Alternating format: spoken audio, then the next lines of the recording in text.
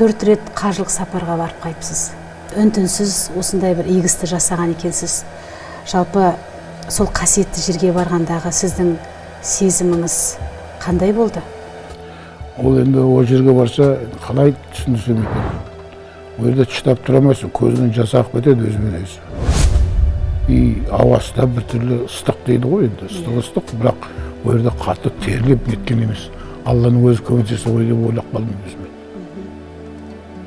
Көзіңізге қайта-қайта жас алдым дейсіз бе? Иә, и ол жерде жүрсең де шаршамайсың, жүре бересің.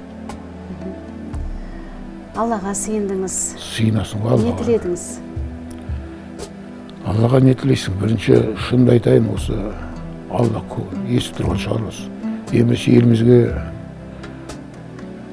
тыныштық берсін дедім.